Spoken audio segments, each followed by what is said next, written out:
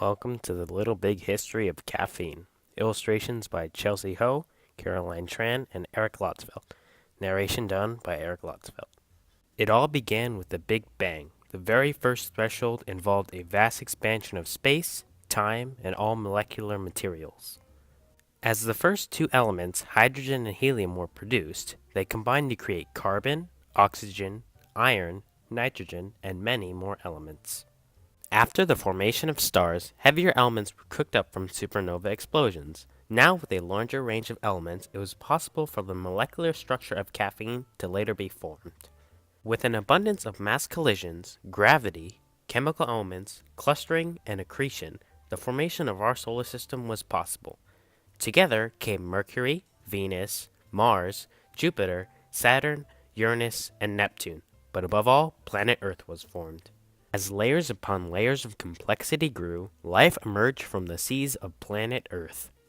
Tiny mutations in DNA created a large variety of species of both animals and plants that lived within the oceans and drier grounds. This made it possible for the chemicals to consolidate through a biological process and produce the substance like caffeine in things like coffee beans. Eventually, the human species evolved, and there rose the first use of caffeine. As authorized by historians and evidence found by archaeologists, the first uses of caffeine included people from the Stone Ages chewing on roots and leaves of caffeine-containing plants to relieve pain. Also, a Chinese legend of tea leaves falling into the emperor's cup dates back to 2737 BC. Another story was from Ethiopia, which consisted of a goat herder creating the first cup of coffee. Caffeine was only available in areas with native plants. Through globalization, caffeinated products were attainable worldwide. Today, it takes the connection of the entire world to grow, harvest, manufacture, and create the cup of caffeine that starts your day. The global web of coffee begins in the forests of Vietnam or Brazil. It is then shipped to caffeine production factories in areas such as Houston and distributed worldwide. It is then crafted into a frappuccino at your local Starbucks. Knowledge of caffeine has now been able to be preserved, shared, and built upon over time. This is known as collective learning. Through collective learning and specialization, caffeine was later applied to many disciplines such as the medicinal field, culinary field, biotechnological field, and the psychological field. It was also consumed in many different ways, like in coffee or tea. Humans from different countries were able to innovate original uses of caffeine. Now, caffeine was available everywhere.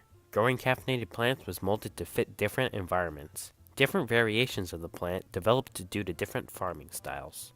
Caffeine was not always as big of an industry as it is today. The ingredients that led to this growth was humans, globalization, caffeine-containing plants, and collective learning.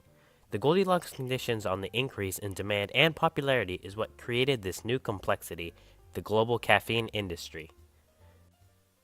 The minds of humans continued to invent newer ways to apply caffeine in their daily routines, and this changed our lifestyle immensely. Keeping focus with caffeine has become much easier. It has also helped us increase productivity. However, caffeine does have negative effects, like highly addictive properties. Caffeine has been proven by medical professionals to help lighten mood swings, increase concentration, and improve alertness. But too much of these caffeinated drinks can lead to an increase in anxiety, sleeplessness, and psychosis. Caffeine has also impacted the political sides of society. The Boston Tea Party, a well-known event that led up to American Revolution, was over tea, a caffeinated product. On December 16, 1773, patriotic groups dressed as Mohawk Indians and boarded the tea ships in Boston. There, they dumped 90,000 pounds of tea into the Boston harbor. The British attempt to save their tea company, a political move, prompted their most successful colonies to commence a war for independence. There is a growing trend in caffeinated drinks, mainly for the satisfaction of a delicious tasting beverage, like a cup of Starbucks, and other products like weight loss pills, energy drinks, chocolate, tea, and painkillers. Caffeine has been implemented to assist human growth. Fatalities have also been induced by overdoses of caffeine. In many cases, comas, seizures, abnormal heartbeat paces have also been caused by this.